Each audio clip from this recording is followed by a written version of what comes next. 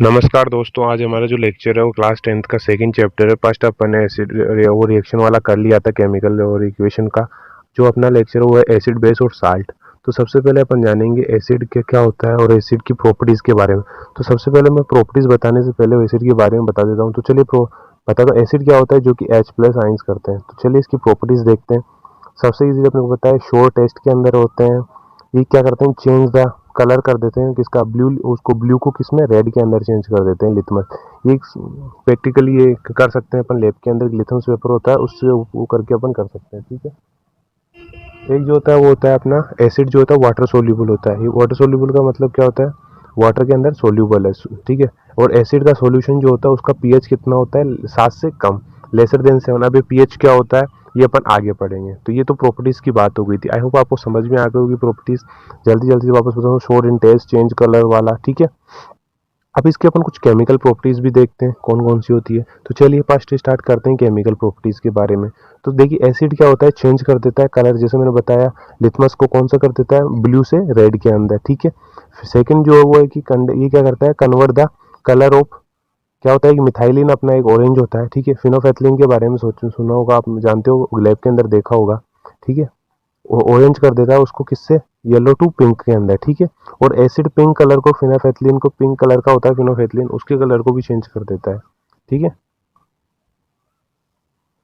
आ रहा है समझ में। और एसिड क्या करता है, इलेक्ट्रिसिटी कंडक्ट करता है। अब इसके ऊपर मैंने एक बहुत बढ़िया एक्सपेरिमेंट के थ्रू भी समझाऊंगा कि कैसे करता है इलेक्ट्रिसिटी।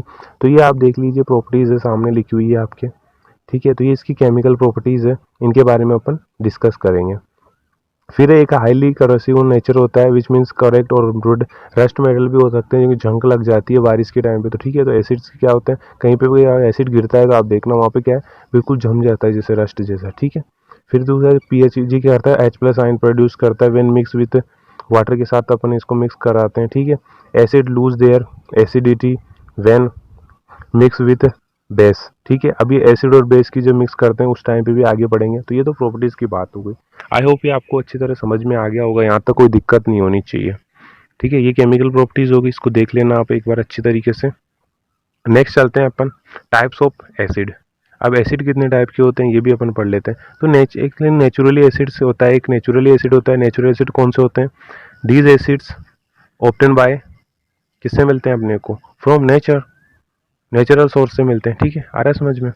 कौन कौन से होते हैं, जैसे फ्रूट्स हो गए एंड एनिमल्स हो गए। ठीक है। फ्रूट्स से जैसे आपको पता है, अपने जो लेमन होता है उसके अंदर कौन सा एसिड होता है, सिट्रिक एसिड। टोमेटो होता है उसमें ऑक्जेलिक एसिड। ये आपको पता होना चाहिए। ठीक है। ये नेचुरली एसिड्स होते हैं।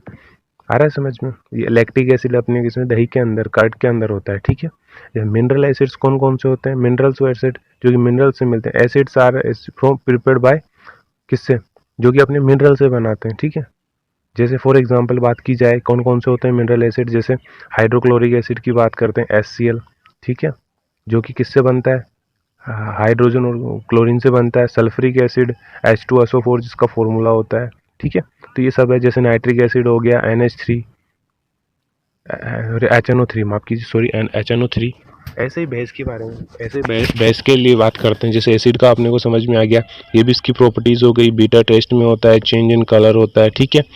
अब यहाँ से सबसे इंपॉर्टेंट चीज़ स्टार्ट होती है, वो कि how to acid and base react with each other, किस तरह से रिएक्शन करते हैं वो समझते हैं। तो देखिए एसिड और बेस कैसे रिएक्ट करते हैं। जब एसिड और बेस जब रिएक्ट करेगा तो क्या बनाता है, अपने को पता है, साल्ट बनाता है, प्लस हाइड, वो क्या करेगा, वाटर, क्या करेगा, वाटर।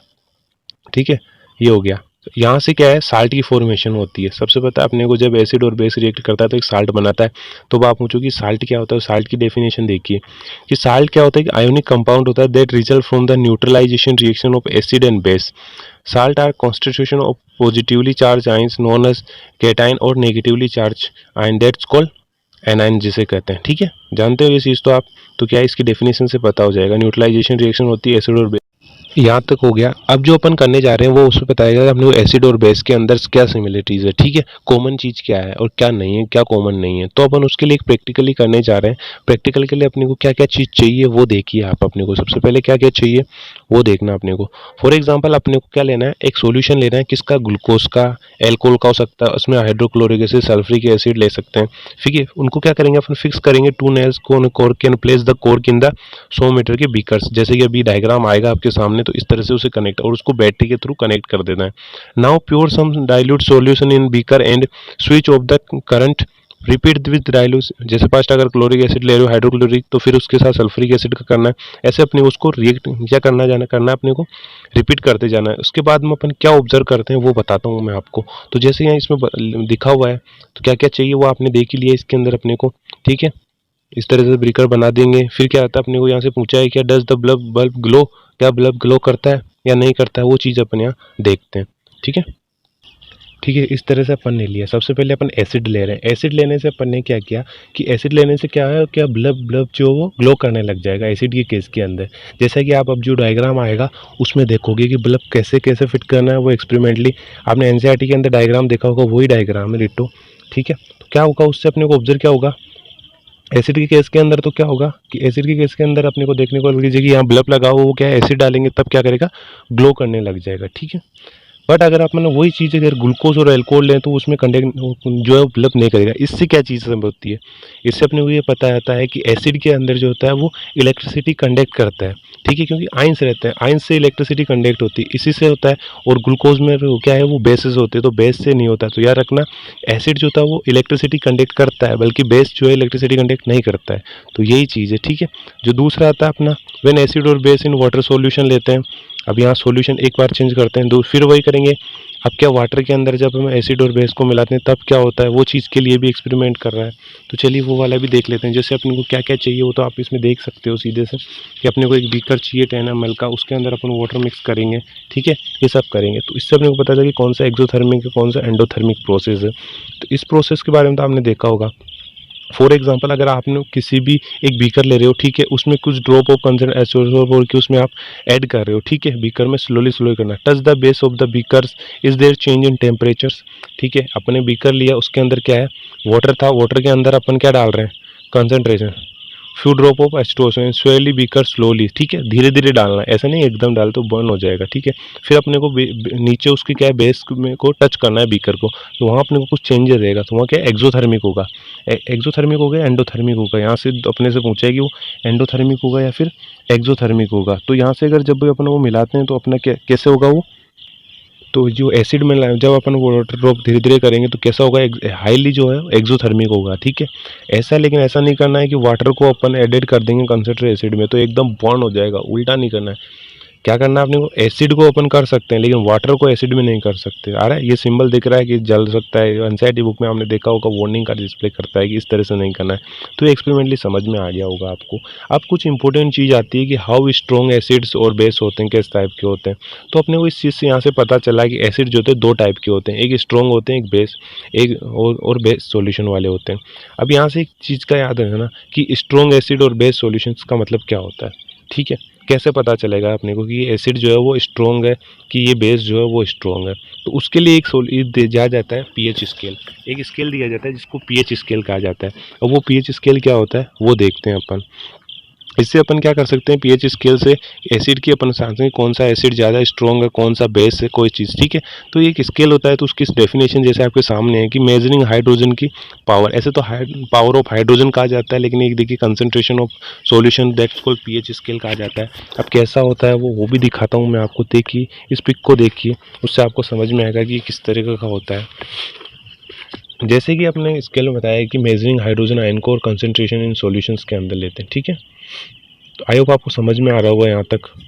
ये देखिए डायग्राम देखिए, अच्छा डायग्राम, ठीक है। अब देखिए इस डायग्राम को ध्यान से देखिए, इसमें एक वैल्यू लिखी है, एक तो 0 और एक 7 और 7 से 14 के ऊपर। तो इस तरह से अगर 0 से 7 के तक है मिडिल के अंदर, तो एच प्लस की पावर क्या होती है, हाईली होती है। कैसे होती है, ज़्यादा होती है, ठीक है, इंक्रीज होती है एच प्लस की कंसंट्रेशन, ठीक है, 7 तक। तो और 7 से नीचे जाती है वहाँ डिक्रीज होने लग जाती है, वहाँ ओ एच की पावर बढ़ जाती है। तो यहाँ से अपने को दो चीज़ पता चलती है कि एच प्लस जो 7 तक क्या हो गए, एसिड का रूप ज़्यादा हाई रहता है, ठीक है। और उधर क्या है, OH की कंसंट्रेशन बढ़ने लग जाती है, मतलब बेस का लेवल बढ़ने लग जाता है, ठीक है। तो ये आता है पावर ऑफ, एक तरफ H+ कंसंट्रेशन इंक्रीज हो रही है और उधर 7 से 14 तक OH की कंसंट्रेशन जो है वो इंक्रीज हो रही है, ठीक है। आ रहा है समझ में। तो यहाँ से अपने को दो टाइप पता चलता है कि जो अपने एसिड्स होते हैं वो दो टाइप के होते हैं, या तो स्ट्रॉन्ग एसिड या फिर वीक एसिड। तो अब यहाँ से देखते हैं स्ट्रॉन्ग एसिड कौन से होते हैं और वीक एसिड्स क्या होते हैं। अब सबसे पहले समझेंगे स्ट्रॉन्ग एसिड्स क्या होते हैं। स्ट्रॉन्ग एसिड वो होंगे जो कि मोर H+ आयंस की, जैसे अपन 0 से 7 की तरफ जाते थे तो स्ट्रॉन्ग ज़्यादा हो रही है, तो वो कौन से होंगे, स्ट्रॉन्ग। अब स्ट्रॉन्ग में कौन कौन से होते हैं, इनकी एग्जाम्पल अपन देखेंगे। सबसे पहले फिर वीक के बारे में बात करते हैं। तो वीक है जो कि लेस देता है वो आयन अपने को, ठीक है। तो एसिड्स वो लेस देंगे तो वो वीक एसिड होंगे, सिंपल सी बात है। तो वो वीक एसिड होंगे, सीधी सी बात है, ठीक है। अब कौन कौन से होते हैं स्ट्रॉन्ग एसिड, कौन से वीक एसिड होते हैं, उनके एग्जांपल्स देखते हैं। जैसे स्ट्रॉन्ग की बात करें तो हाइड्रोक्लोरिक एसिड,